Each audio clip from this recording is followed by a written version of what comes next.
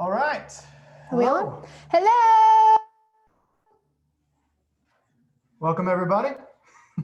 Just going to wait for a few more people to get here. Let's have you chat in the chat box that you can see us and hear us loud and clear. Make sure everything's working okay.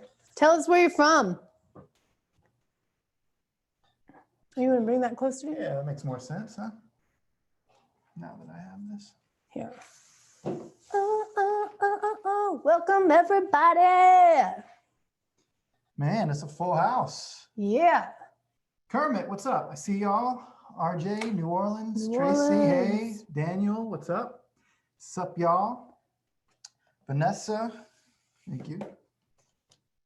Hey, everyone. Tracy Norwood. Quantez and Ileana from Byram, Mississippi.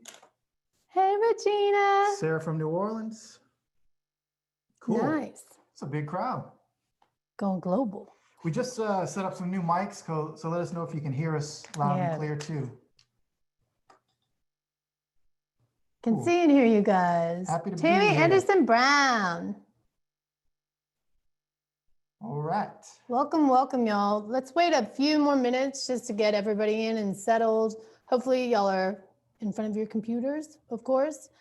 Pull up Actors Access, and that's pretty much all you'll need. Yeah, and if you have some questions already that you know you're going to need answers to, then you can start chatting those in, just so I have a queue. When we go to Q&A, I already have some that I can start going to. So we'll get there. All right. Cool. Ready to get started? All right, yeah. Yeah. So I'm Wanetah Walmsley. I'm Jason Edwards. We are the founders of Trendify Media. We are a modern media company that specializes in original content in both traditional and new media forms. We are also two actors. Very happy to help you today navigate through this technology, helping you maximize your actors' access. I kind of want to give you guys a broad overview of why we're all here today. At the end of this, you're going to learn that you have 4 tools that really matter on Actors Access for you to get to the top of the submission pool. Okay, so what I would like to start off with is saying, first of all, I'm just gonna talk to you like you don't know anything about Actors Access. And the reason is that a lot of you on here are pro and seasoned actors, but you just maybe don't know a lot about Actors Access as a platform. And then some of you are just very new, starting in this business, and I'm gonna hold your hand today and walk you through it. So forgive me if I'm boring you in the beginning. Hopefully you walk away from this experience learning something, right? But that being said, just if you have a question, go ahead and type it in as we go. I'll be stopping to be like, is that clear? Does that make sense? And just chime in, participate. We love that. We know that you're out there and you're listening, and this really is just catered towards you. So no question is a stupid question, of course, but we mean that, okay? So this is also for actors with representation and actors without representation. So if you're self-represented, Actors Access is your best friend. And if you are represented, then you need to know how to help your agent help you. Okay, so this is what it's all about. What we're going to do is start off by explaining what Actors Access is. So there is a company called Breakdown Services, and Breakdown Services has 2 faces. One side is Actors Access, and that's the side that we're going to focus on today as actors. On the other side is Breakdown Express, and that is where casting directors, casting offices, and agents and managers all connect and correlate. So basically, Actors Access is like this love triangle, okay, for actors and agents, representation, and casting to all come together to make this thing work. Okay, so let's kind of break down the process of how this all works. How do we end up trickling down to get a job? So it starts with a project. somebody has a project they're producing. They're going to find a casting office. That casting office is going to send this project to Breakdown Services. And what they're going to do is they're going to break it down. They're going to break down the story synopsis. They're going to break down the characters. And then they are going to send that out to agents and managers. Your agent or manager or you will then see that project and then submit you to that casting office. That casting office will then select you to audition, and then you will receive an email called a CMail, ABC, casting, CMail. That CMail will have all of the breakdowns, all the information you need, and then you will be able to audition from that CMail. Now, let's say that you self-tape an audition. You are then going to upload your audition tape to something called an EcoCast. Okay, once you upload that audition, you send it off, it goes straight to the casting department. And there's also something now called an EcoCast Live. And basically what that is what we're doing here today is if we were on Zoom, I was auditioning for you, the casting director, in real live time. And that would all be held on this platform of Actors Access. Okay, so that's what we're doing today. Yeah, and that was just an overview. We're actually going to break down each step and actually show you screenshots of how the process works front to back. But that was just an overview. So even as she said, if you're experienced and you're like, I already know all this stuff, we are going to show you some stuff that most actors don't ever get to see behind the scenes of what casting directors see, what your agent sees when they submit you, all those different things too. So stay tuned for that.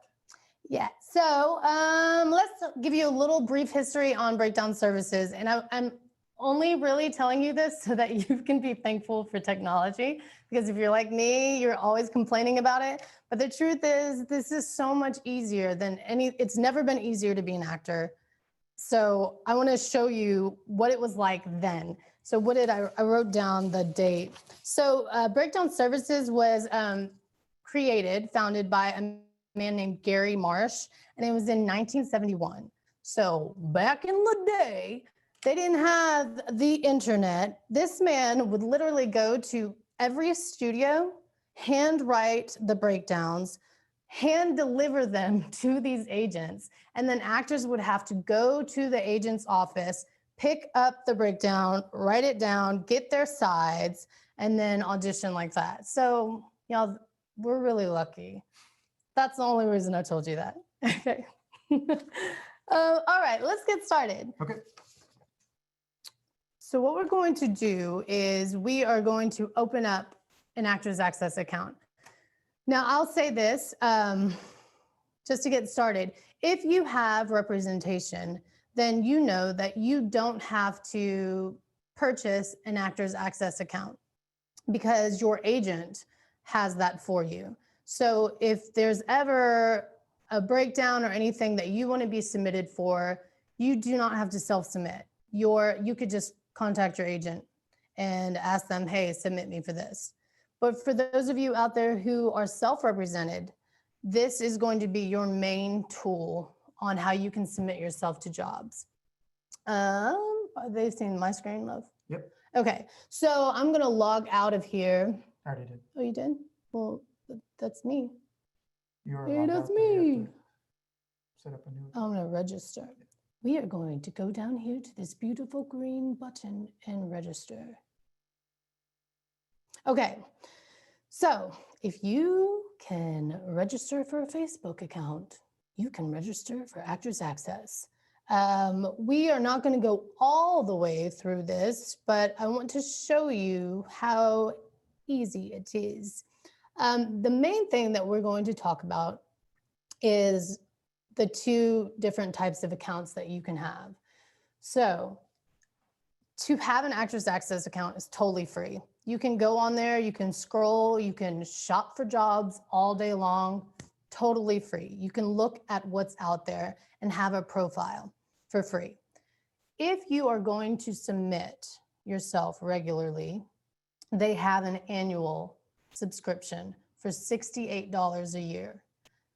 I would highly recommend, they're not paying us, by the way, to do this, But I would highly recommend financially, if you are serious about your craft and you really want to look for jobs all day, every day, go ahead and purchase it. It's $68 a year because this has changed a lot. So if you look at this right here, you get 2 free headshots, a slate shot, which we'll talk about. The first one is free.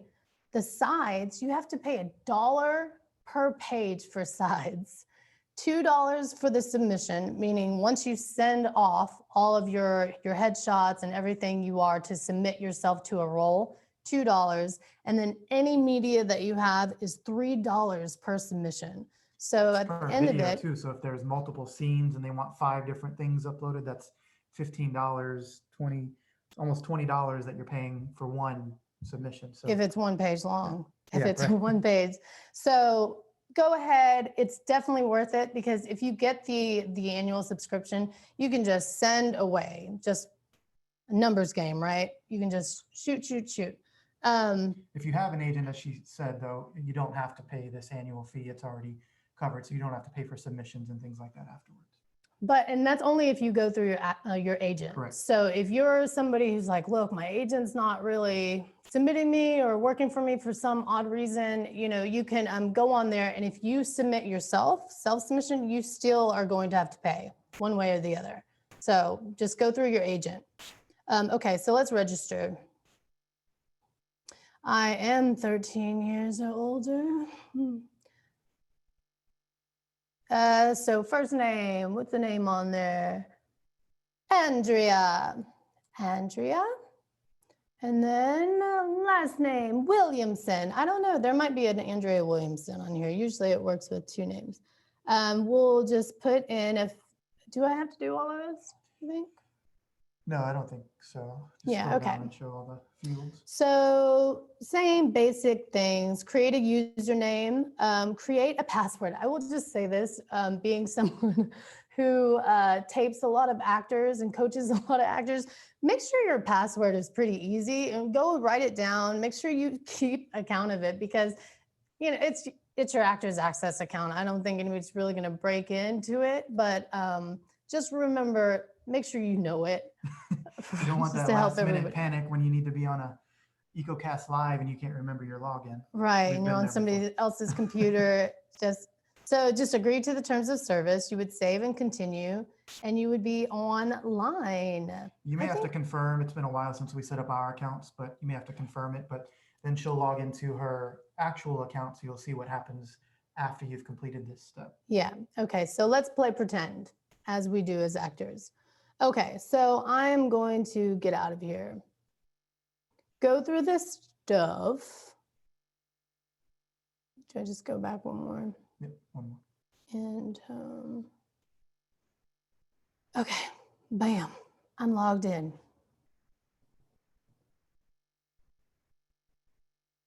Okay, so if I'm logged in, let's just take a tour. Right now, let's just focus on this. So all of this right here is really what we're going to focus on today. But I want to go to my profile as well, right? Because I think last time what we did was, I want to make sure that they fill out everything. So where would I think it's here. Let's go to manage profile. About me. Bam. Okay, so this is like the really mundane stuff, but you'll see a little later why this stuff really matters. What you want to do is be completely honest, but be very, very thorough. Because what we'll show you later is how casting and how your representation submits you, and all these minor little details actually matter. Okay, so hair, brown, gender, whatever your gender, however you identify, hair length, long, all these things seem really tedious. Fill them all out, okay? Ethnic appearance, this one is a tricky one. So they are literally asking you for how you appear. So if you're ambiguous, go ahead and put all the things that you can appear as. It's not asking you your actual ethnicity, okay? Over here, make sure your union status is filled out. And let's scroll down here. These athletic endeavors, make sure that you're being honest, but notice also that they don't ask you, they don't give you an option of like beginner, intermediate, advanced. So if you're, you know, kind of a mediocre kickboxer, but you kickbox, go ahead and kickbox. Pogo stick, maybe I should uncheck that. That was like 10, 20 years ago on a pogo stick. But make sure all of this is really filled out. And once again, be honest, because I'm telling you, especially for commercials or anything, your agent is going to go in there and start clicking these minor details and find you. And when she gets you that roller hockey audition, you better know how to roller hockey. Performance skills, same thing. This is especially helpful for special projects, special skill commercials. They happen a lot. And there are so many of these that are actually in breakdowns. So somebody, your agent will be searching for somebody who specifically can play the French horn. And if that's something that you just have in your back pocket that you did, there's very few people that will have that thing. So just make sure every little thing you fill out, because you never know. I've seen so many random things that are called for, especially for commercials, but also for films. Yeah, absolutely. And we're going to round about, and we're going to come back to a point about special skills. So really go through there, make sure accents, make sure you can do them well. Fluent languages, that's a huge one. Additional skills, disabilities, that is huge. This is one of the hardest things to find and cast.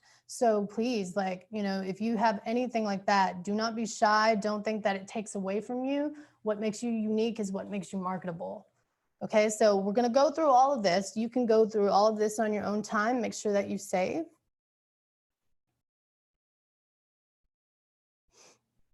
All right, and now let's go back.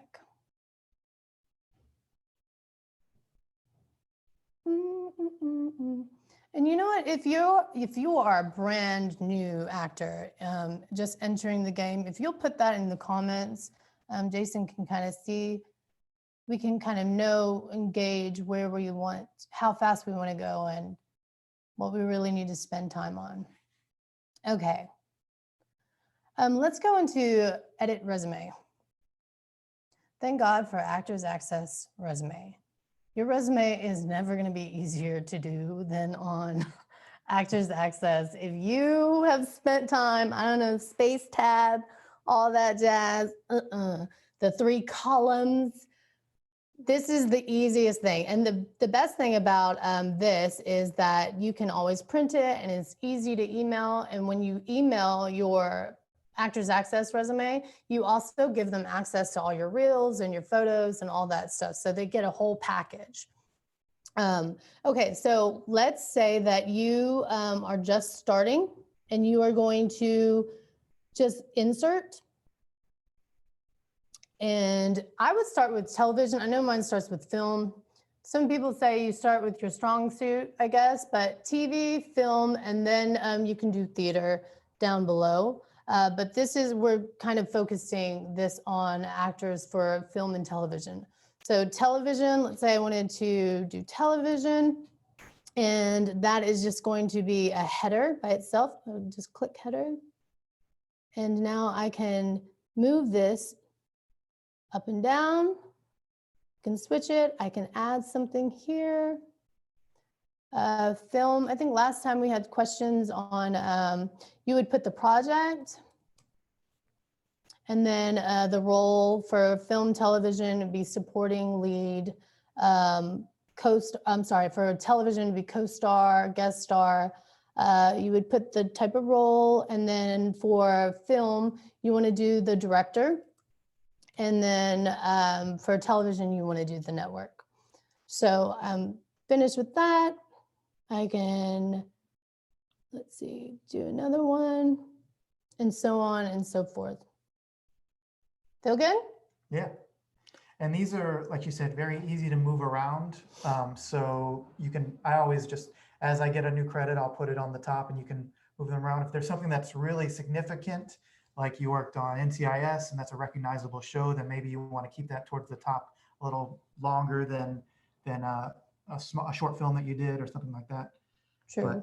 But other than that, I think this is a really good layout. And what else is really good about this is you can save all of your work forever. So, if you have a PDF style resume that you're going to give someone a hard copy or something, you can narrow that down and really, but this has kept like tabs of everything that you've done since you started, so I just think that's really nice, because if you are also a theater actor and you're just not used to having a theater resume anymore, you can actually go back and see like, oh, these are all the projects that I did in the past. Yeah.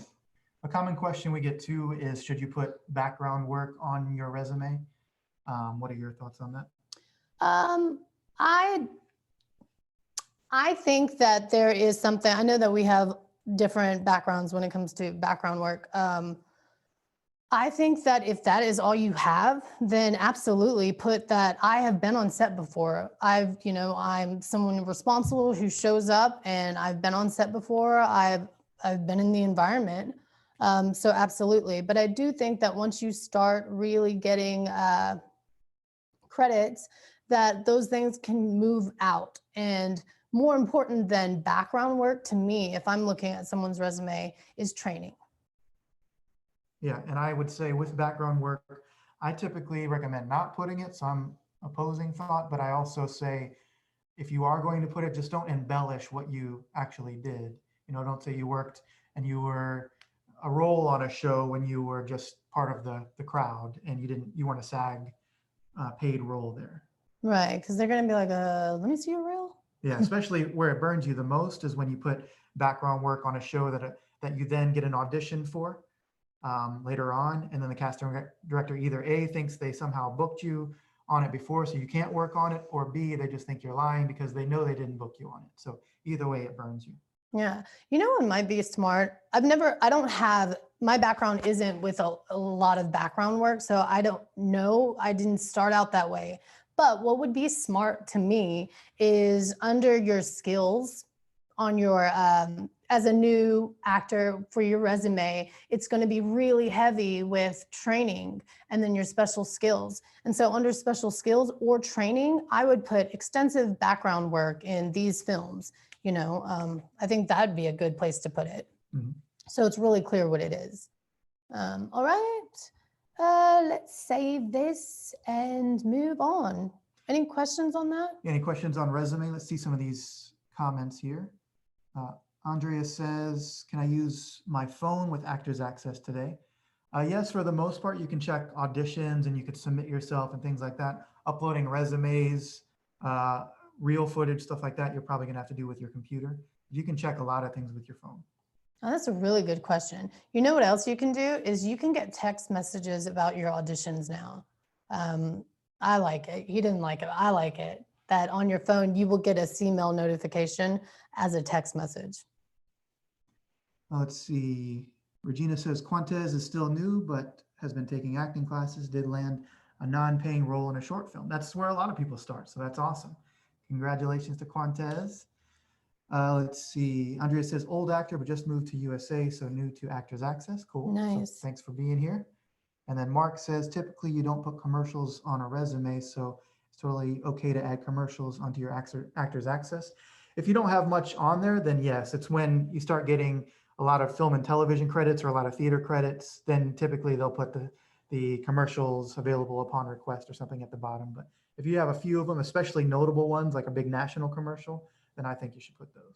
Absolutely. And with a commercial, that's a really good question, because I know that we're told to put conflicts available upon request, but it's kind of a sneaky thing. You don't want the commercial that you did to conflict with this commercial that you might be up for. But if you're up for that commercial, it is going to conflict, so honesty is always the best policy. But I would absolutely do a commercial header and list all of your commercials when it comes to Actors Access. The other thing I wanted to say about this, I had two things to say. One about Quantez and being new and starting off with background. What you're going to learn today is, regardless if you are a new actor and if you are just a veteran actor, what you're going to learn today are the 4 things that you need, that regardless of anybody else's experience, you can still get to the top of the submission pool. So you're doing great, and everybody does start somewhere. So just be where you are and just know that this game goes fast and you'll get to where you want to be very, very quickly. Okay, so manage your profile. We don't have any questions about resumes, but I did want to show them to print it. Okay, you can go back to your resume. I want to say this about the resume, because your resume, if you ever have to print a resume, these days we don't print anything. We don't even bring like hard copies of our headshots anymore, but you should have a few. But if you ever need to print your resume for a commercial audition, you can easily do that here. But I will say that your resume might be a little long. So you might want to have a separate PDF one, because your resume should just be one page. And this is, obviously it's not going to be one page. It has a lot of additional stuff that isn't on my traditional television and film resume. But if, oh, this is you, let me move you. So right here, if I were to go to print,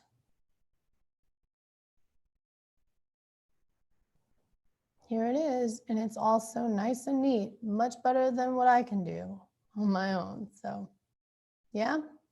Yep. This is also great because you can email it. And like we said before, if you were to email your Actors Access link, they don't just get this, they get all of your media. They can just really just kind of scroll through on your whole entire profile, check out all of your photos. It's awesome. All right, go here. Let's go into size card. That's my, yeah, you want me to just go there from here? Yeah, because you're seeing the profile view. Okay. Photos. Let's talk about photos. That's not it.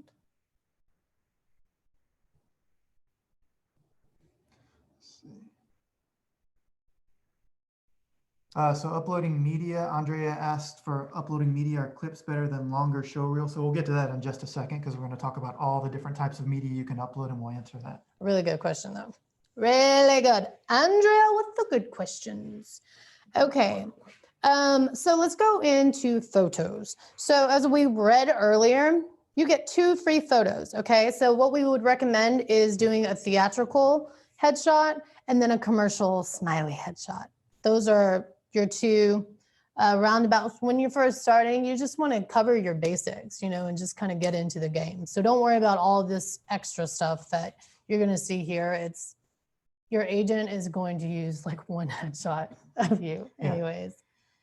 Yeah, I mean, you have to imagine, even though you have a wide range of headshots and you can swap those out, oftentimes your agent, unless it's a very specific role, they're probably just going to use your main headshot. So make sure that's the one that you want always shown, because when they have 200 people on their roster and they're just trying to submit a bunch of people, it's very hard for them to go through each person's headshot list of 20 and pick the right one for that role. It's just very time consuming. I'm not saying they don't do it, but it's just when they're really busy, it's unlikely. Yeah. And so, you know, you have control over which one you want to be your default. But if you take a look here, Actors Access, and then I have Action Talent, just different agencies, and they have control on their end of which ones they want to make your default as well. So I wouldn't worry about these tabs up here. What you want to look at is add new photo. And this is the same thing that you would do on any social media platform. You would literally browse, upload, and then it will show you, it will come out to, I believe a new additional photo is $10. Mm-hmm. So you can have as many photos as you're willing to pay for on Actors Access, okay? Pretty clear, easy peasy? Yeah. Okay.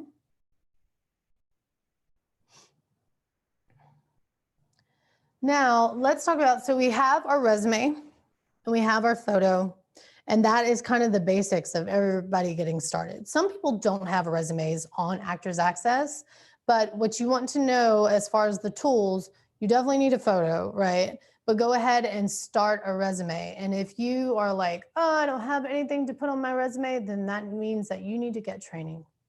You should have training on your resume, yeah? Okay, so let's talk about something called a slate shot. And this is kind of the secret missing piece to getting yourself up to the top of the submissions.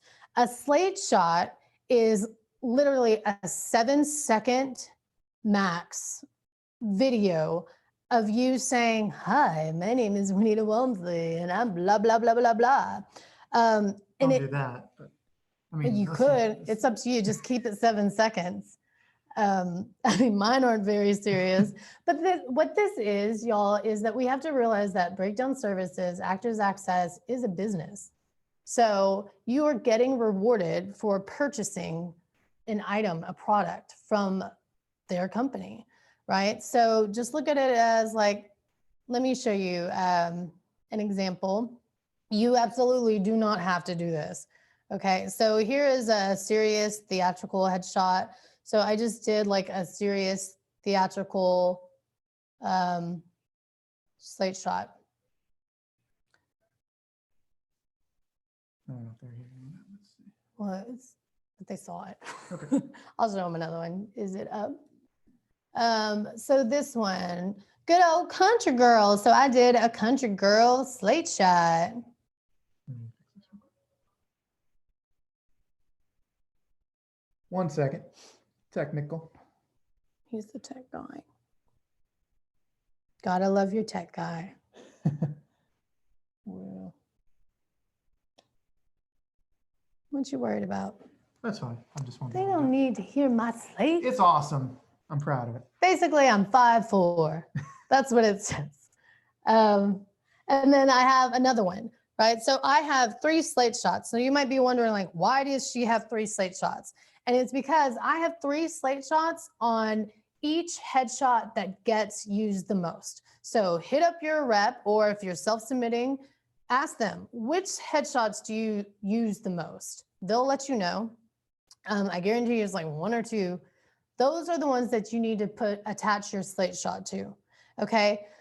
What you also need to know about this is, let's say a year later, I've outgrown this look, I look much older, I look different, I need new headshots. When I take this headshot down, that slate shot I lose that slate shot as well. So that slate shot is dependent on whatever headshot that you put on there. So something that I have been telling students, sorry, I'll hit the mic. If you go into a new headshot session, what you should absolutely do is, because your slate shot does not need to be fancy, just turn your phone sideways, right? And whenever you are in, if this is my wardrobe that I'm wearing for that headshot, and you already look your best and your hair is exactly the same, your makeup is ready, go ahead and do a 7-second slate shot. So now that slate shot is kind of like your headshot coming to life. Yeah. And you can schedule, you can find anybody, any taping service, or get a friend, and just make a nice quality. It does not have to be fancy slate shot. Add it to your headshot. It's going to help you so much. Okay. Here's a couple questions on headshots. So Daniel said, where was that? Should you remove old headshots when you add new ones? I don't necessarily, I'm like a big believer on, like, I paid for it. You know what I mean? All your removed photos are over here. If you take a look, like, you should remove the ones that you no longer want your agent to use. Or that you no longer look like. If you've lost a bunch of weight, added a bunch of weight, or just gotten older and gotten gray hair, or things have changed drastically, then you don't want those things representing you anymore. Right. So yeah, but I mean, you don't have to remove them, because I want to say the reason I don't is because I had an instance where I needed to go back and find a certain look that I just no longer had. And I hadn't changed that drastically. It was just like an outdated photo that I no longer wanted to use, but it was still useful. So. Tracy said, I couldn't hear the slate shot. Do we say our location and if we have representation? I would not say your representation because representation changes and also so does location. Yeah. So a lot of times for your auditions, they're going to ask you where you're located anyways. So if someone's on there scrolling and really vibing on you and they love you and they click on it and you just moved to Atlanta, but you know, on your slate shot, it says New Orleans, then maybe they'll pass on you if they're in Atlanta. So I wouldn't do anything like that. I say I'm 5'4". I do a regular slate shot in one of them where I'm like, hi, I'm Wanetah Momsley, I'm 5'4". Like I'm going to stay 5'4" for several years, you know? And so that's a generic one. But in some of these where it's more of a character headshot, I actually like play the character that I'm usually called in for. And I say something silly. Nicholas asked something along that line. For the CD on a slate shot, what is the casting director looking for? Is it how you sound, your personality, attitude, or just basic height and location? Really good question. So I have a lot to say about this actually, because the slate shot, honestly, is really for breakdown services. Like I said, like, you know, it's something extra that you can add to your account to get premium service, right?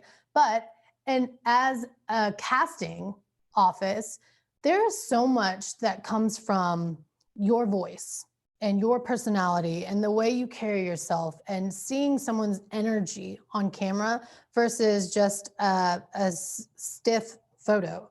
I've seen so many headshots where I'm like, whoa, I get this impression of this actor that is totally different once they come in and they start speaking or they start reading, you know, and you're just like, oh my God, your essence is totally different from your headshot. So that is definitely something that they're looking for because you might look a certain way, but you might sound totally different. Mm-hmm. So I think it always helps. Yeah, and it is something, although it is a way that breakdown can make more revenue, but it also is, because I've worked in casting offices before, it is something that they actually click on and play if they're trying to find a certain type of character or somebody who has a certain type of voice, or so they do look at those things as well.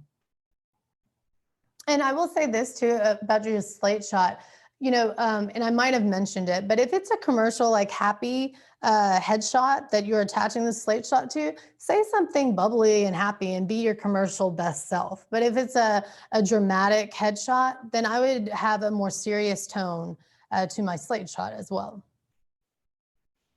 Okay, who do you recommend for headshots? There's a lot of great people in town. Is Vanessa, are you local? Yeah, let us know if you're in New Orleans. New Orleans, yes, she is. I definitely would recommend Waffle Bordelon and Laura Flannery. You would check both of them out. I think Waffle Bordelon Photography.com, and you can find him on Instagram as well as Headshots by Laura on Instagram as well. And I believe hers is Laura Flannery Photography, if you want to type that in for them. Yeah.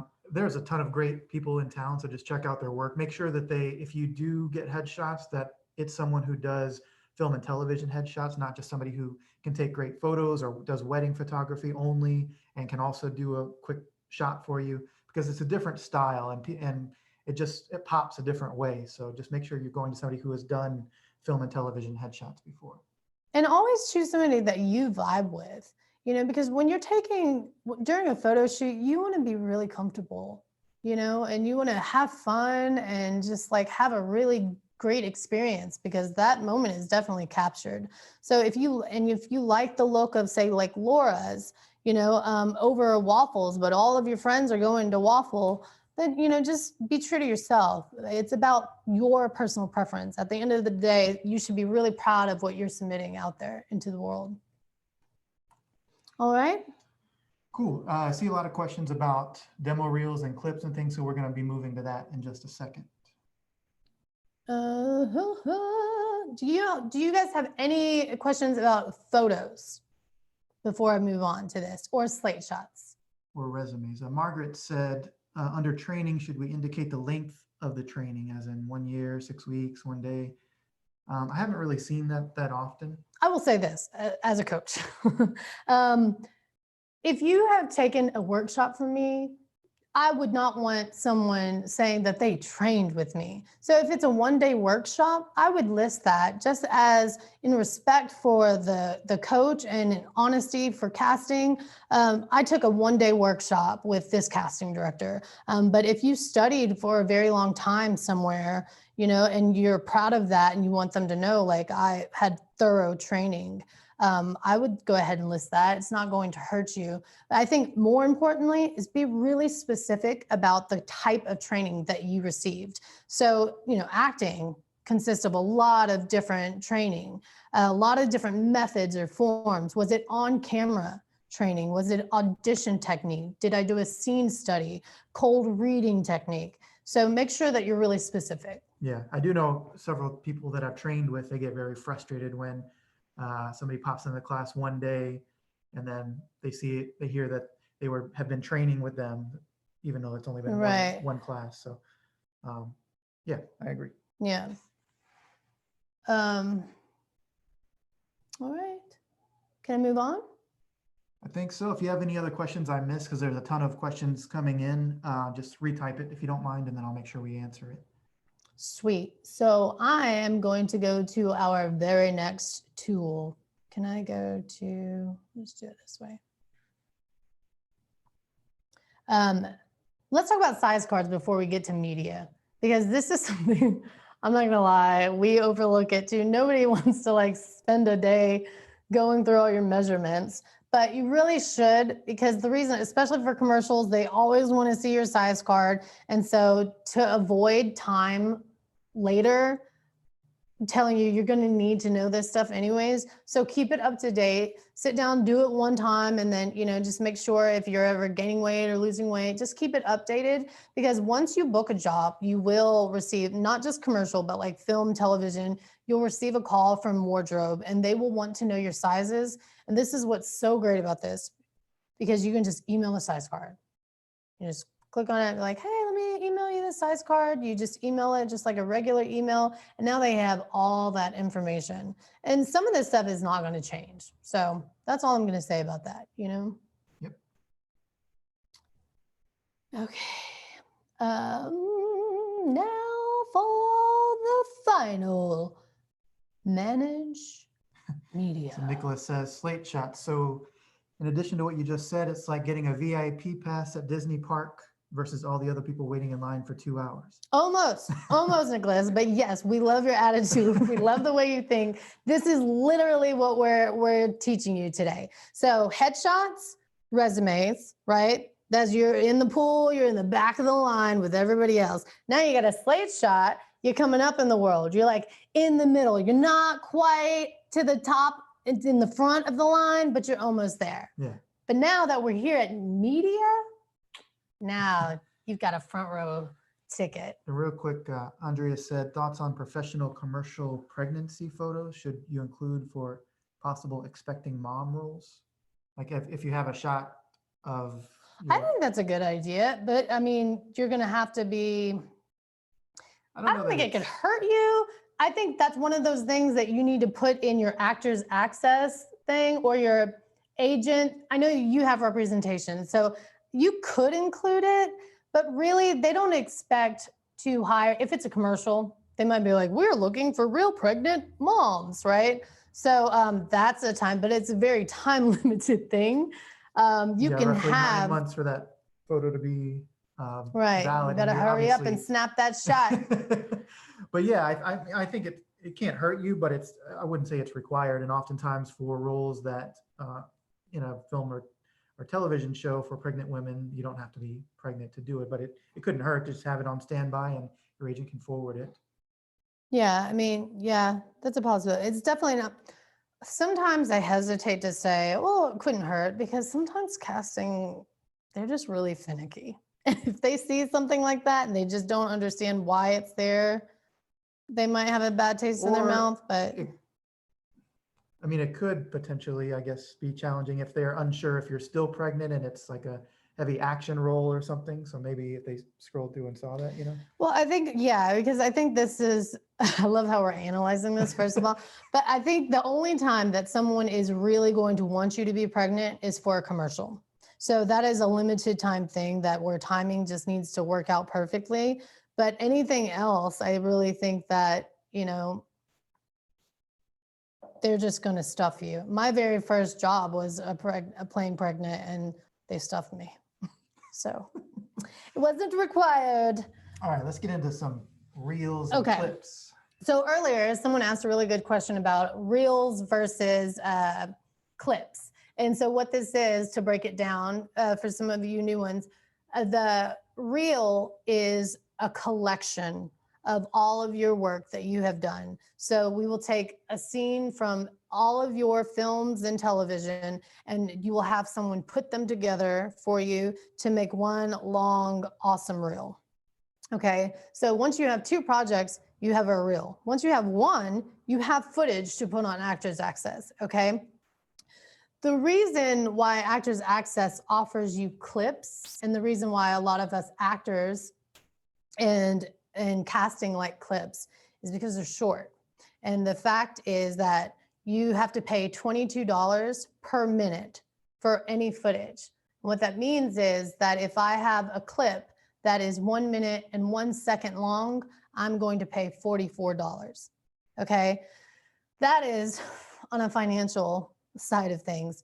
But on casting, what is really nice is that casting is busy, and we work, everything in this business happens so fast. And that's why you always need to be ready. Be ready, stay ready.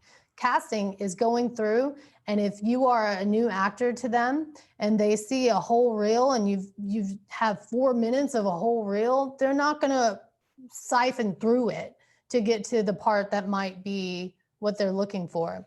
And if it's a comedy, let's say that they are casting a comedy and your reel starts off really dramatic and there's some comedy back there at the end, then it's kind of giving them the wrong impression anyways of what you can do. So instead, you can just have a comedy clip or a clip from a comedy that you've done, and your agent or you can just submit that to that particular project. And so we're making it really specific and easy on everybody. And if you can make somebody's life easier, they are going to like you. Yeah, and casting has the ability to create kind of a collection that they submit to producers, so they can pull a few of your individual clips and make kind of like a mini reel that they forward along with your audition files. So it's not something these days that I recommend most people uploading their full reel. I do recommend always having it ready on your computer and on your phone, because there are times when you're going to upload that in addition to audition files, but having to pay the whatever it would be for a 4-minute reel, $88, what is it? Yeah. $88 to upload that reel. And then as you add a new clip, then you have to add a whole new reel up there. I wouldn't do. Now I just do individual clips only. Exactly. One thing that I haven't done, I just thought that I'm going to do this in all of my clips. If you take a look at my clips, they're just kind of labeled from the project. But what I should do, what I'm going to do, I promise you, I'm going to do this. And I think that you should do this too, is that you should label them maybe the title, but then just put like drama. You know what I mean? This is going to help them. I even go a little further, and I do the project. I do even better than what she does, and I do the project, and then I do the type of role sometimes. This is kind of the time where I would specify cop or drama, or because then your agent knows this is a by role, officer role, and they're going to submit me for that and submit this clip along with it. Nice. Excuse me. You could do that too. So I personally, I don't have my full reel. I don't have that on Actors Access, but you can always upload that to when you're uploading your audition and you're uploading your tapes. You can always upload your full reel as well, especially if they request it to send separately. So do you have your full reel up there? No, I've never uploaded my full reel. I do have a full audio demo reel, but as far as a video reel from film and television, no. We have a few questions about this kind of stuff. So Kathy says, hey, Kathy, good to hear from you. What about student films that perhaps don't have great quality, but it's what you have? This is what I'm going to talk about. So I'm going to say all of this before you even read those questions, just so I don't skip out on this. There's a lot to say about these reels, y'all. there's a really good question. I get asked that so many times. I often get asked, well, if I don't have anything to put on my reel, what am I supposed to do? Should I upload an audition tape that I did? This is something that I'm really proud of. You could. My answer is you could, okay? I think if it was versus a strong audition tape versus a really bad independent or student film, I'd say go with that audition tape because it's going to be less distracting, one. But the main point, y'all, is that a reel is kind of a calling card. It's showing casting and other professionals, this is where I am in my career. So if you have a reel where I've worked with some heavy hitters, like this is where she is in her career. Or if I have a reel where I'm just like, I just did the student film, it's some experience, you know, maybe they can see my talent through all this. They're still going to see that this is where you are in your career, okay? So really keep that in mind and play this game smart, because my main thing that I tell people is if you could put anything up there as a placeholder for now, because if you have a reel, that's the fourth thing you need, right? You will go straight to the top of the submission pool. So you need to put something, but be thoughtful about this. Do you have a special skill? Can you sing well? Do you play the flute? Are you a really good chess player? Do you have something? Everybody has something that they do really well. Because remember those special skills that you're checking those boxes on? Why not do a video like that, a special skill reel? And the reason I say that this is a better investment is because if you have a strong audition tape up there or a student film, just as a placeholder up there, the moment that you book real professional work, that thing is coming down, right? And we've already talked, it's $22, it's $44. So you just kind of spent a pretty penny on just a placeholder versus if you're an incredible skier or singer and you have footage of that, you're gonna keep that up there forever, regardless of all this other stuff that you book. So now that's a really smart investment versus just like spending money on time. Yeah. Something else we can talk about is we also offer a custom reel service where I write and direct original content, and it comes off like it's a short film, like it's something, a part of a project that actually happened versus just you popping in and doing a monologue or a scene that you're not really right for. I don't know what city you're in, but if you're in any of these markets, Atlanta or Mississippi, I'm sure there is somebody there that has a reel service company. So that's also a really great option to look into so that you can have some acting footage on there that comes off professional as well. Yep. Got quite a few questions on this topic, so I'm going to run through some of these things. Regina says, what about adding public speaking events, reciting speeches, poems that shows your ability of speaking / learning lines? We might have different opinions on this. I think if you are a poet and that is your special skill, and if you do it really well, like make it kind of like a music video in a sense of like, you know, really, as long as it's good quality, like nice lighting, you look fantastic. The sound quality is great. If it looks like a professional job that you have done, I would absolutely put it up there. But if it's you in bad lighting and bad, poor sound quality, and you're just there, you know, it's almost like home video, I wouldn't do it. Because remember, you always want them to see you as a professional, So is this good enough to show? Would you write your resume in a crayon? Even if you had the greatest extensive list of jobs experience, it just wouldn't be taken well. You know, human beings, we're full of this psychology. It's all about the packaging and how you present yourself, and you are your product. So just anything that you put out there to show someone, you also want to show them that you are intelligent and you understand what quality is, that you have an eye for quality. And so they are going to think, I'm going to take a chance on this person because this person, at least they know what's up. Do you know what I mean? That's my opinion on it.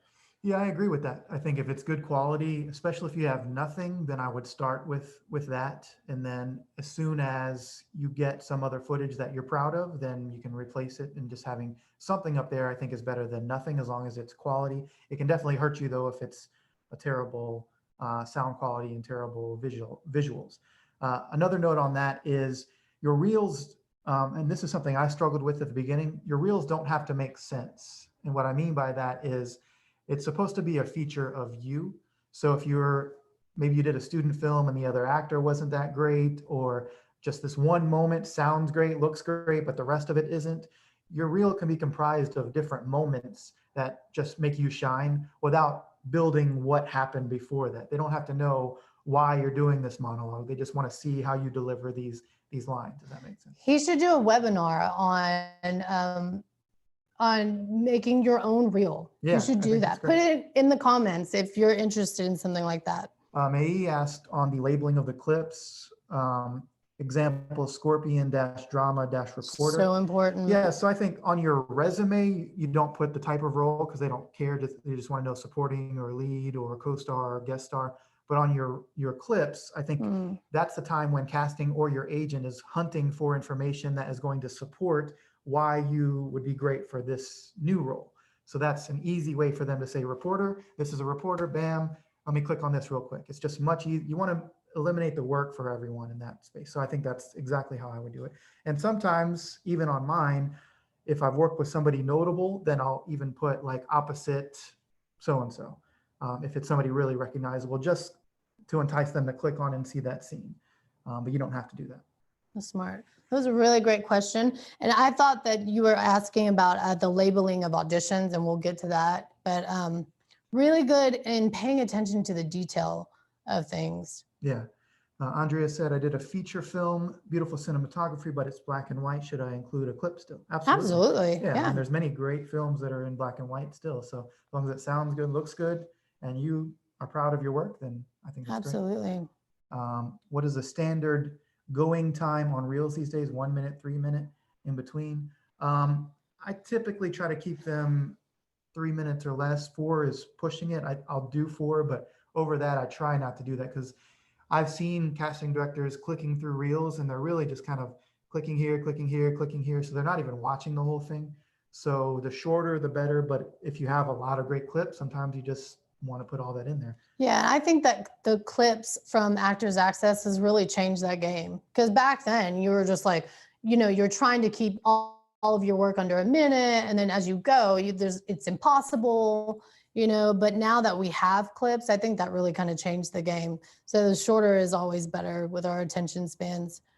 How do you obtain scenes from TV and film that you are credited on after they've aired on a network in order to add to a reel? So there's a lot of great ways you can do that. I do a service where I can, if it's available on Netflix or Hulu or anywhere online, then I can pull those clips for you. I think now we're charging $30 a clip for that. But there's other ways. If you have a screen recorder on your computer, you can just pull it up on Netflix and do the recording and try to get good audio and video. So just find a software that'll do it, or just reach out to us and we can take care of it. Yeah, it's really easy on our end. But the one thing that you do want to make sure you do, if you're pulling your own clips, make sure you pull it in really high quality, because I mean, it's just, you don't want it to be blurry. Film their television with their camera and it just. Don't do that. Don't do that. Tracy said, I need something repeated. If I have an audition where I'm singing, should I put that up? If you can sing well, absolutely. I have, on my special skills, I have playing, singing and playing guitar, because I can't tell you how many times I was going to say this about whoever asked the poetry question or the public speaking.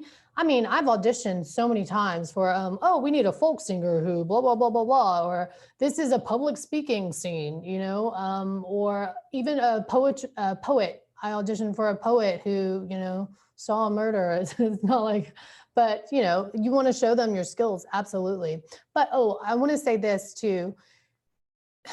Taping your theater performances never looks good. it never looks good. One, Unless you're in Hamilton on Disney. right. And that was almost like you were like, ah, I still want to see it live. For some reason, it just doesn't transfer well. And something that scares casting a lot is you might be this brilliant theater actor and they're worried about bringing you in. You're much bigger, you know, on stage. So that can affect it. It's just the psychology of it, I don't think works. I think sometimes it can hurt you more than help you. So I wouldn't add any live performances like that. Unless you're in a band or something like that, I would add that. Cool. So we have a couple people asking about the reels. So I'll link to our YouTube channel. You can see the reels there. And then also I'll put our email address and you can just email us and we can work out when our next one. Right now we're working with a few people, but we'll tell you when our next availability is for that. So Absolutely. I'll chat that out. And then let's see. And that's all I have.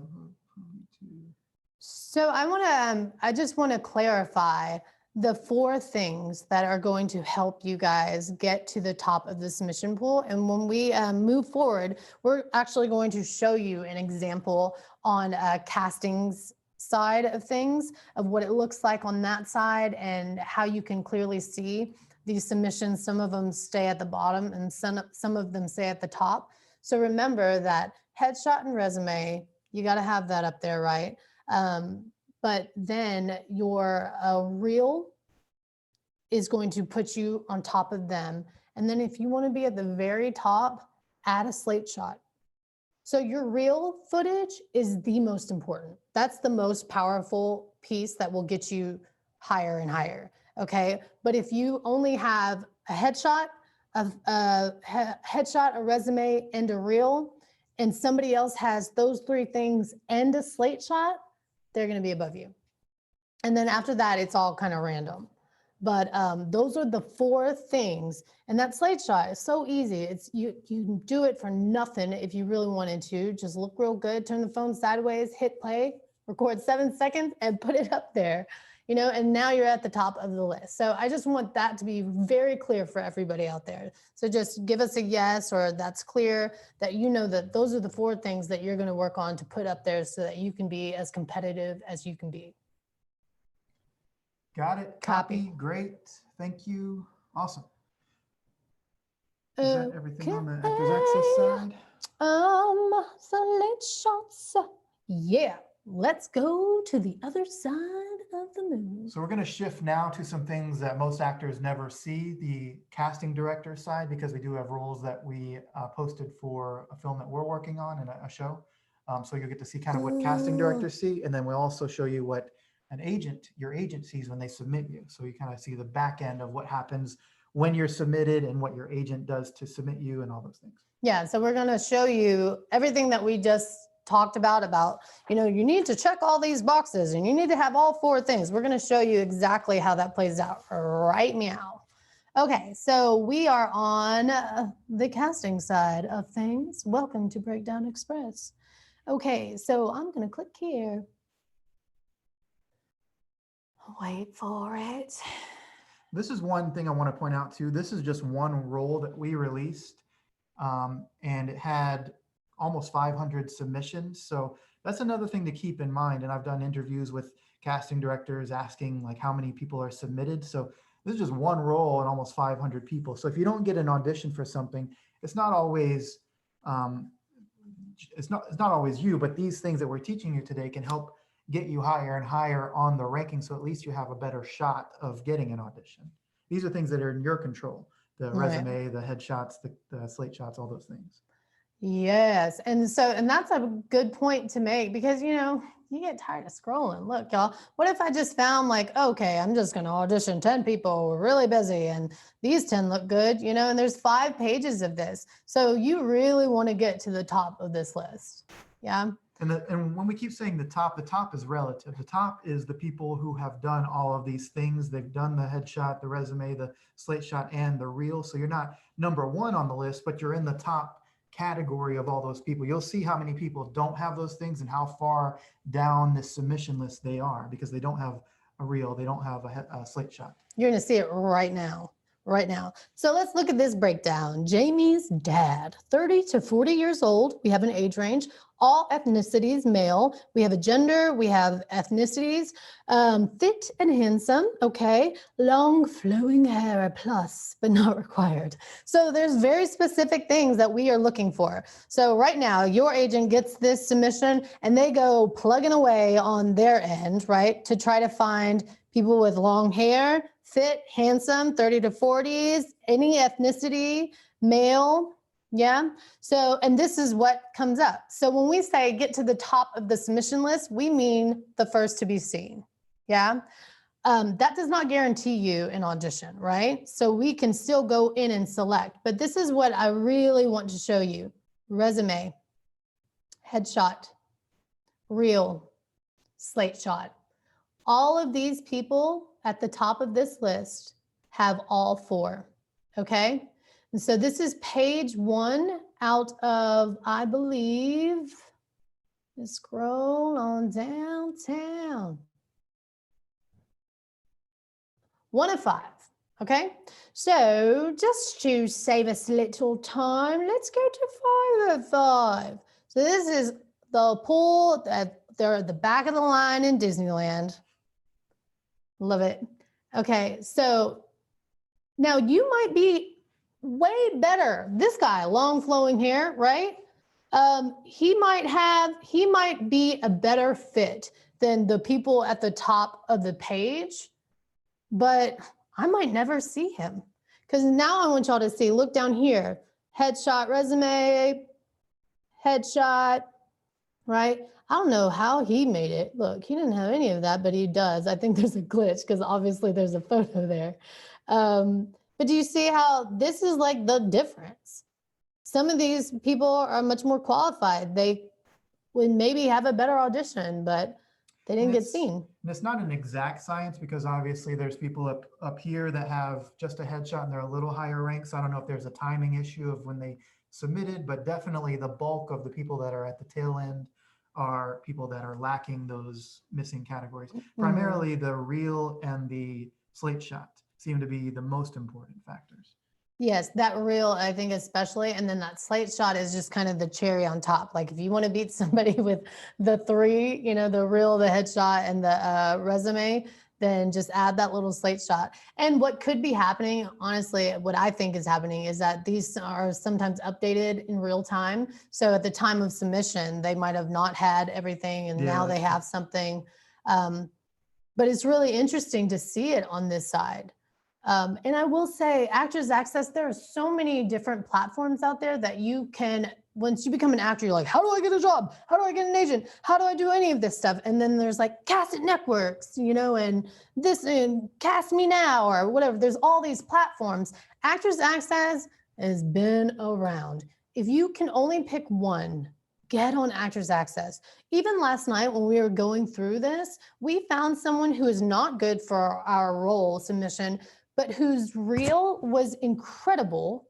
His reel was incredible. He was such a great actor. And then we noticed that he submitted, do you see right here, it says Actors Access? So that means that they submitted themselves. And then this under here will tell you the agency or the representation. He submitted himself and it was from Actors Access. So we actually reached out to him to see if he had representation and if we could help him in any way because he was fantastic.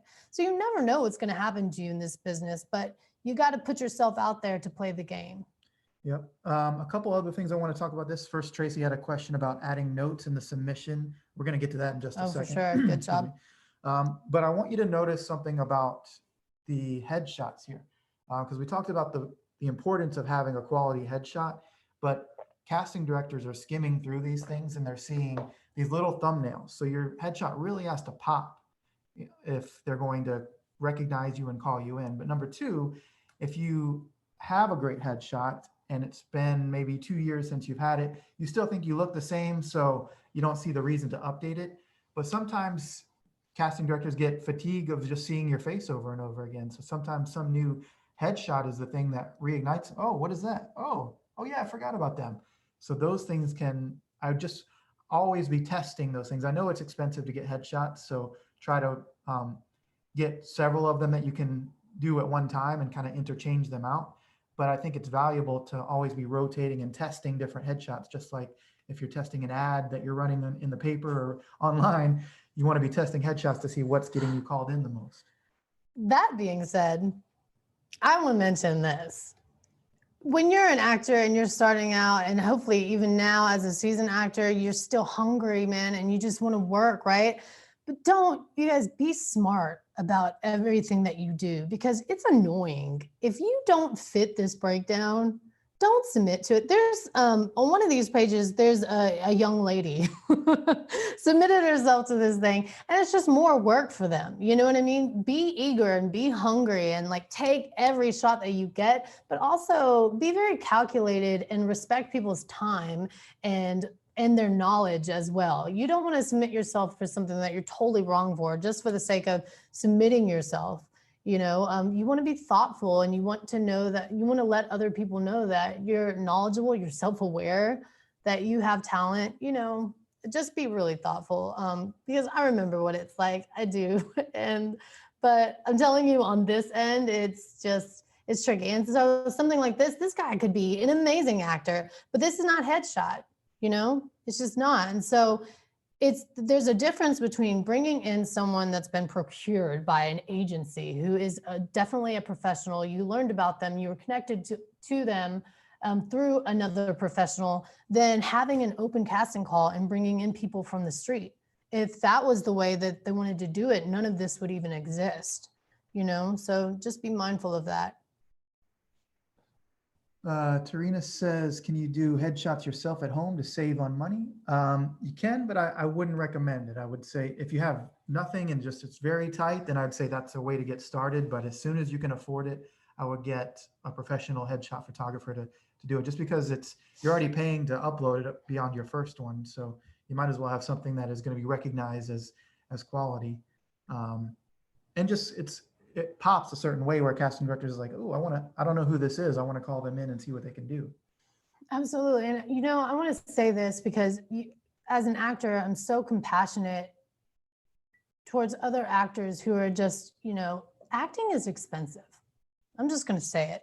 It's expensive because it's so competitive, right? And if you want to play on a professional level, then everything that you have and do has to be professional, you know? And I think with money is a tricky game for actors, but you have to protect this craft, y'all. And, you know, if you're getting into acting to get rich, you might want to get some other side hustles going, you know, because take the time if you've got to put aside $25 a week, you know, for just a few months so that you can afford to get the headshots that you deserve, then do that. Because remember, this is an investment. You need these things to get a job. You need these things to make money. And so people want to see that you have invested in yourself so that they will invest in you.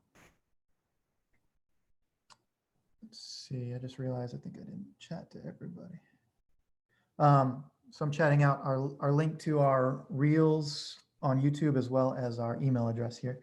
And then I'll chat out the headshot photographers earlier because I think I just chatted to myself. I want to say this one more thing about like the saving money. I think that it's really smart of all of us to really look where we're putting our money, because this game is so competitive and it can be expensive, right? So when it comes to your marketing materials, don't skimp that. If you can like study everything you can on YouTube about acting, or, you know, learn how to get a free coaching from someone for doing work, barter, trade, or anything like that, that's fantastic. You have to still get those things. Definitely invest in getting training. But when it comes to headshots, your reels, just anything, a really nice tape. It doesn't have to be a fancy tape, but they need to see and hear you. Those things really hurt you. So just don't skimp on the quality of those things for sure. One final thing I'll say on headshots, there are a few questions about should your agent have input on your headshots and things like that. I think oftentimes they want to, but one word of caution I would say is if you go to a photographer that gives you just a database of 300 shots, don't just forward that link to your agent. Narrow those down to your top 5, 10 or whatever, and then start getting feedback from people on those, because otherwise you'll have, number one, your agent probably won't do it because they'll just feel overwhelmed. But number two, you'll have maybe too wide of a net of people like, oh, I like number 47. Oh, I like 143. So you need to narrow down what you like first and then have people select from those few choices. Yeah. And then also, whenever you do a bunch of different looks, let's say you do 3 or 4 looks, you typically want to find what's the best photo in that look, you know? So if you, because remember, they're going to be kind of side by side on Actors Access. So you don't want, if all of your best shots are in this one look, you want to have a variety of different looks and just pick the best shot from each look. Cool. All right, I think we've shown enough on this side. Let's move on to the agent side and see what you see when you get auditions, as well as what your agent sees when they submit you. What would you like to go to? So, Jason with the buttons. I know how to push buttons. All right, back to this view. Jason with the slides. Are you guys getting value out of this? Let us know in the chat here. Yes, I hope so. All right, so here's the links again. If you need, you want to check out our YouTube channel, please subscribe. Oh my God, that would help us so much. And email us there if you want to, if you have any questions about what we covered today, or reels, or coaching, we'll talk about in a little bit. Just subscribe. Boom. Thank you. Thank you. All right. So oftentimes we saw what we need to do on our end on our Actors Access. We saw what casting directors see when you get submitted to them. But now let's see what your agent sees when they go through that process of seeing a breakdown and how they go and submit you. Cool. So here you can see on this screen, this is a screenshot of breakdown services. And this is the breakdown that we just saw, the casting director view, but now this is what an agent would click on. So you can see the casting director is me, it's listed as a pilot, and here's the name of the project. And then here's the breakdown for Jamie's dad, 30 to 40 years old, all ethnicities male, fit and handsome. Long flowing hair is a plus, but not required. So this is where your agent will go through their roster and they'll start checking boxes of, oh my gosh. Start checking boxes of the age range. So they type in here 30 to 40. Don't touch anything. Don't touch any buttons. Is it just the slide? Okay, it's not the real thing. Don't touch any buttons. It's a facade. They type in 30 to 40 here. They'll type in all ethnicities. And this is where, if we said must be able to play the flute, those things, that's where they would start narrowing down those choices. And that's when you stand out. Yeah. You have So long hair and you can play the flute. it's a little harder to see here, but hair, if we said must have blonde hair, must have long blonde hair, so they'd be able to check blonde hair and long hair here. And then further down, there'd be more of the specific skills and things that your agent could pick, but I didn't take a screenshot of that. So they can do different heights. Sometimes there is a height requirement. It must be over 6 foot because the lead of the movie is that tall and you don't want to look too small by them, or vice versa. A lot of different things play a role in you filling out those profiles completely. Yep. Fill it out, fill it out. Now, say your agent submitted you for that role, the casting director liked your headshot, you had all your stuff filled out, so you were at the top of the list. Now you get an audition, and this is where the process goes, where you'll get a C-mail. So you want to talk about this part? Sure. So you just got a mail. So you have this email that pops up in your on your email. A lot of times it'll be an Actors Access link, right? So you go to Actors Access, you check it, you're excited. And so this is what pretty much almost every email looks like. Okay, I just scrolled. I'll let Jason do the buttons and I'll do the talking. Okay. Okay. So if you look at EcoCast title, it will tell you the name of the project. So you'll see that this is Queen of the South, episode 506, breakdown title, same thing. We can look there, breakdown, left heading, the 1 hour episodic. This is super important for, rhythm, timing, tone, all those things. That's more on the acting end, but you want to read everything. My advice always to other actors too is if you get other people's sides, read those sides too. You're trying to figure out the whole story. So what a lot of you need to know, especially if you're coming from theater into film and television, you don't get the whole script. These scripts are very hush-hush, they're very confidential, and you are going to get this tiny slice of life. Whatever scene you are auditioning for, you might not get all of the scenes that you'll actually be playing, but you just get that small little chunk, what's good enough to audition with. And that's all you tend to get for the story. So a lot of times you're like reading through it and you have so many questions and you don't know how this is going to play out because you don't know the story. So everything that you get, man, just try to read all of it. Read the whole character breakdown. So for our agency, I know that different agents do it differently, but we will receive a C-mail from Actors Access, and then we'll also receive from our agent an email with the breakdown, the character breakdown. It'll have the breakdown, the synopsis of the story, the whole storyline, and then it'll have the character breakdown, every character that they're auditioning for in that episode or the film, and it'll describe, it'll have all the character descriptions. Read all of it.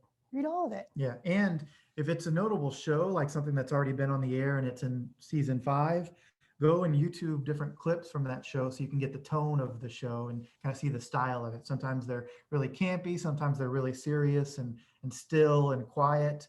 So like Queen Sugar is much different than NCIS as far as tone and style, I guess. Yeah.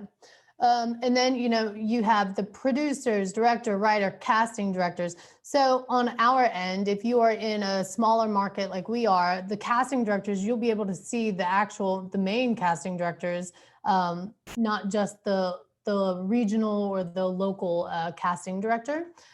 Who you received the audition from. But you can IMDb all of these people, Google all of these people, see what kind of projects they've done, see what their tone is, what kind of genre they do. It has a lot of evidence for your audition. Okay, so right here, role name, it will say Jim McAfee. And this will be the role that you will be auditioning for. It'll have your character breakdown right here, hopefully. And then the casting director who sent it to you right underneath. Can you scroll down? Because I don't want to touch it.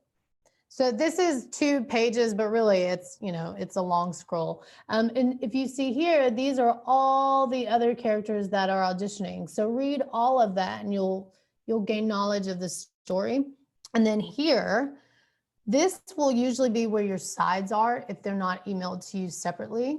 And your sides are the part of the script that you'll be auditioning with, the scenes that you're auditioning from. Yeah. And I would say if you get an audition, and I would check here first for the sides, and then I would also give your agent like an hour or so to get you the sides, because sometimes if there's 15 roles, they have multiple people they have to email those to. So don't hit your agent up immediately saying, where are the sides? But if you don't have them within an hour or so, then that's reasonable. Then you hit your agent up and you're like, where are those sides? There's also something called Sides Express. Yeah. It's part of breakdown services as well. It's an additional fee. It's a membership as well. But then you can go in and put the sides code and you can get the sides as soon as you have notification of an audition. But I'm not sure who gets access to that. I don't know if it's just agents and casting that can get a membership to that. I think anybody can. I'm not sure. Maybe. He's probably right.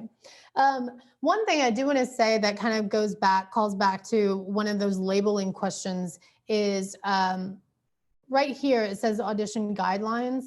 You will click on that. Every casting department has different guidelines of what they want. They're always going to want you to have good lighting, decent lighting, right? They want to see you. They want to hear you really clearly, be in a quiet room. They don't want a distracting background. Okay, but they don't ask for anything too fancy. Those things are just kind of common knowledge, you know, just send an efficient tape. But where they get really specific and they tend to differentiate is the way that they want you to label the project. So just like if you look into the notes, how someone had mentioned like this is how we should maybe label our reels. It was super specific. So when they say, I want you to label your slate, such as example, if they have all capital letters and it's first name, last name, underscore, slate, you know, and then slate isn't capitalized, do it exactly the way that they asked you to do it. And then pay attention every single time, because even some of the same casting directors have different labeling instructions for their different projects. I know it's doing this, but they do. So you always want to show them that as an actor, you know how to follow directions, because you as an actor are hired to follow directions. There will be a director, they will be directing you, and they want to see you follow it. And I know it may seem like, what's the point? It's going to up to EcoCast, so they're just gonna be able to click on it and watch it anyway. But oftentimes casting assistants, so people that work for the casting director, sometimes have to download these files, reorganize them, recompile them. And when they start downloading 100 auditions and yours isn't labeled, guess where it is? It's in the trash or at the very bottom, if it even gets watched at all. So I've experienced that because I worked for a casting director that I had to download these things and put them into a different system because that's what the studio wanted. And there were a ton of files that if I had time, I would be able to go through and then say, who is this? And hopefully they said their name in their slate or where they're from, and then I could label it for them and upload it. But if they didn't, there's nothing I could do. I didn't know who they were. And not just that, the best advice I ever heard was don't give them one single reason to tell you no. Never give them one single reason. If you're ever like in doubt or on the fence about, should I do this? Or, you know what I mean? Just give them 0 reasons to say no to you. Yep. You'll be fine. One common way I see that is if you tape auditions on your phone, sometimes it has that weird labeling like iMovie whatever. Just make sure as you upload it, we'll show you this screen in a second, but you can actually, this is a newer feature. You can rename the file even after you've uploaded it. It used to not be able to, so we'll get to that. This though, let's talk about the submission. Yeah, submission notes. So this part right here, y'all, is super, super important. So with all this information, you just got this email with all of the information about the project, the character breakdown, the synopsis. You have another email from your agent that says the sides and all this other stuff.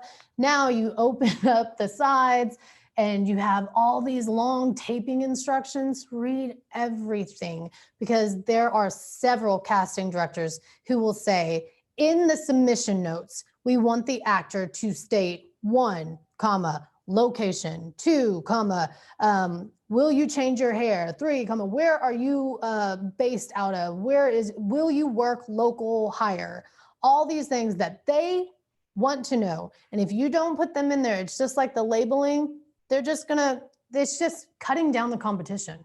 You know what I mean? So the really important thing that you need to know is once you get to this page, you have got to put in the submission notes now, because once you move forward, they might have changed it. We've talked about this, but just in case, you cannot go back and change the submission notes.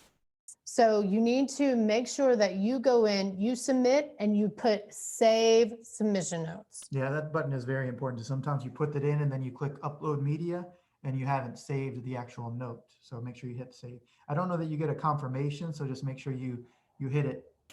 Yeah, it's a pop-up and it'll say submission save, note yeah, saved or something. Yeah, it'll say something like that. All right. Cool. I had such a nerd.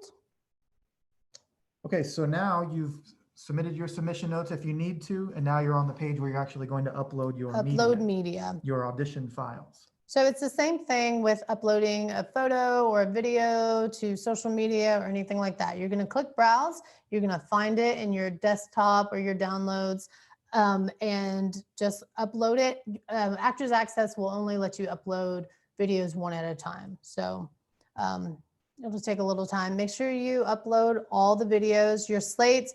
Oh, something else to really pay attention to as well is in the taping instructions, they will usually specify that they want you to send them as separate files, meaning scene 1, I want separate from scene 2 is a separate file, and your slate is a separate file. And all of them have specific instructions on how to label them, versus some of them might be like, put everything in one file. You must do a slate, you must do a full body slate, put it at the end of the video or separate.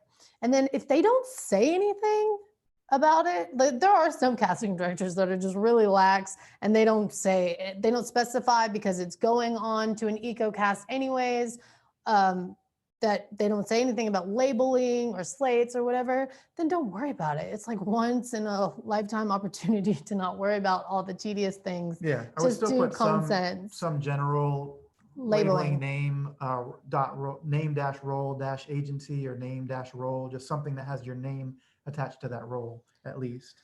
Absolutely, especially in the project. If you are emailing, some casting directors are super old school. They don't even use EcoCast and Actors Access, and you will be emailing your file.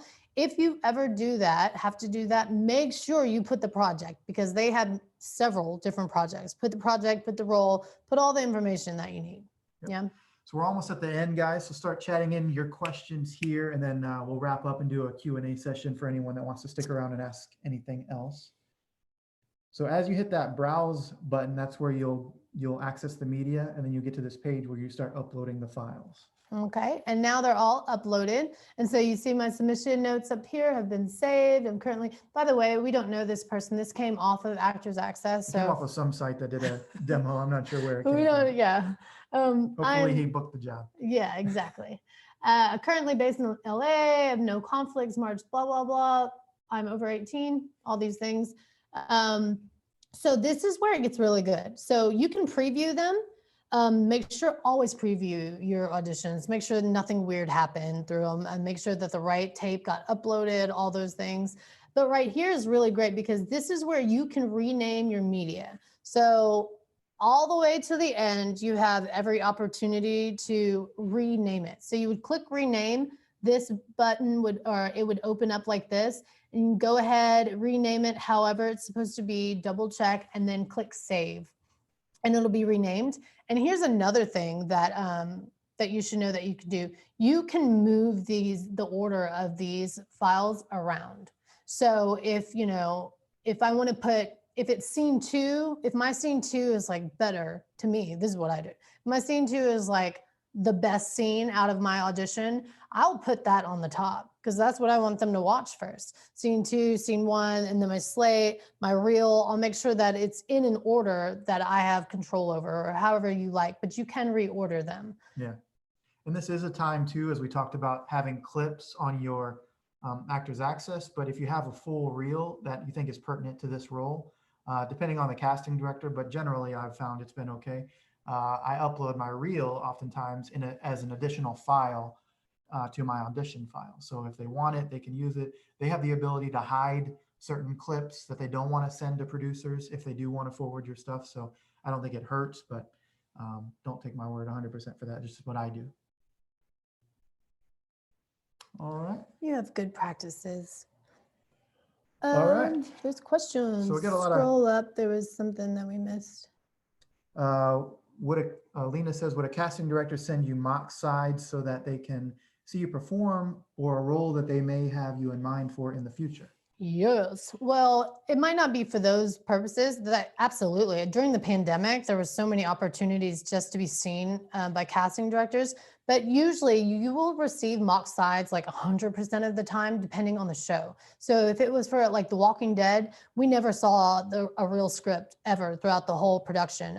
Anything that is like super confidential, Marvel, they have writers on their team that write mock sides that have nothing to do with the show or the synopsis, the plot at all, but they are looking for the essence of that character. And so they can see it through those mock sides, but absolutely, absolutely. Let's see. Sorry, you may have said this. Do you have to write submission notes, or if instructions say so? So only if they specify we need these things. Sometimes if you just want to type in like, thank you for the opportunity or something, you can do that, but you don't have to unless they've asked for them.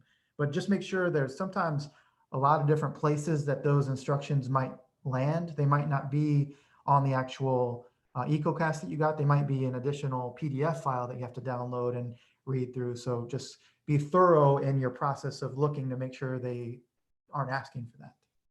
Yeah, and there are often times where a casting office will send a certain C-mail and they have all of the general stuff that they always say. And then if it's for that specific project, they might have you be doing something totally different from what that says. So you just kind of have to decipher what exactly is it that they want for this particular project, if that makes sense. Sometimes it gets a little muddy, but just cover your bases, and don't worry about it.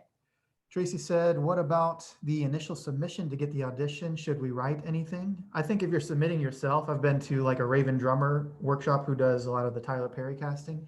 She said she loves getting notes like that, like especially if you've gone to one of her workshops or something, you can put something in there. Or if you have some skill that's relevant to the role, I think that's fine too.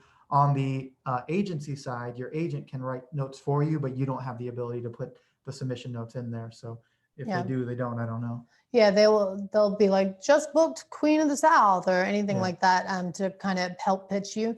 I will say this about like writing notes, or any action that you take in general. Sometimes it's just the best practice is to put yourself on the receiving end. Like I can't tell you how many times I hear from agents that they receive submissions to agencies of just like, how do I get a job? Or how do I, you know what I mean? Instead of just like a thoughtful letter about yourself when someone knows nothing about you or you're trying to get into the door with them, trying to get them to just take a chance on you and spend some time with you.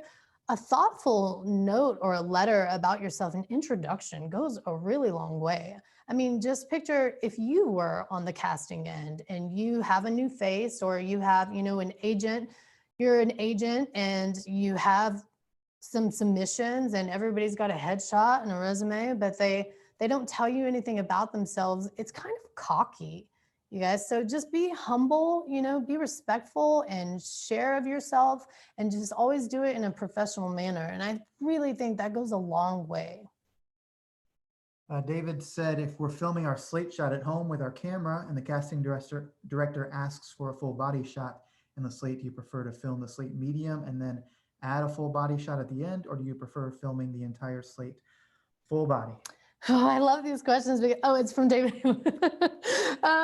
So that goes back to like being specific, right? If the casting director is not that specific about it, then they really can't complain. You know what I mean?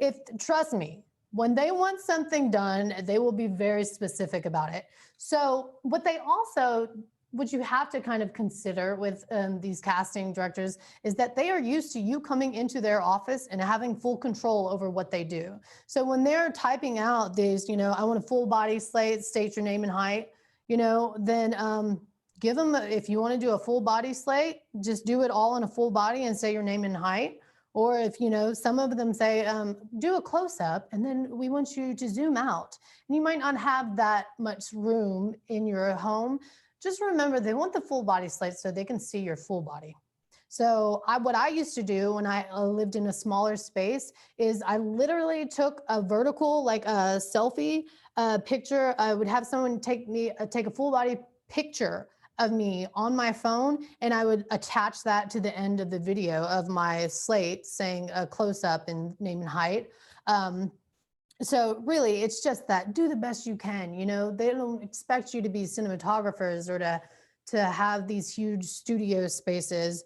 But I think just being smart, with it, and just like, what's the best choice? What is the best thing that I can do right now? And it might be to take a vertical photo, but if they can see your full body, they're going to be happy. At least they should be, But I will say this about slates. If someone says, just put your name, state your name, your height, and your agency. Just do those things.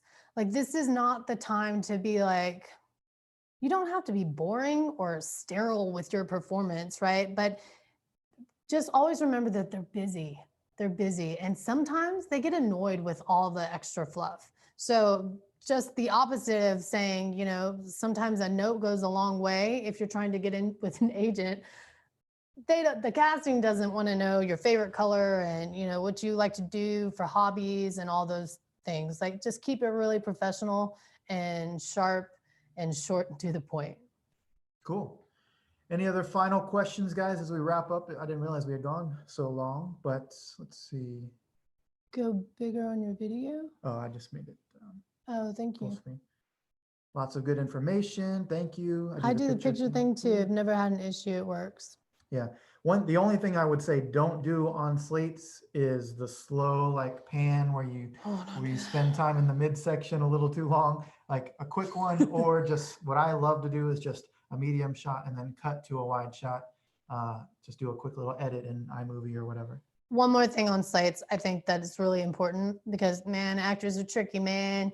Do the slate the same day. So a lot of these projects have gotten really smart and they're like, we want the actor to take a picture of themselves the same day, a close-up shot, you know, the same day of their audition. Because what happens is a lot of actors will have their audition and then they'll have this slate that they really liked, or, you know, it's just something, they're in a different outfit or something, and they'll attach some old slate to that audition and they might look different or something. I don't know really why, but just don't do that. Don't be tricky. Don't be tricky. Awesome. Thanks, Kermit. Good to hear from you, Thank man. you.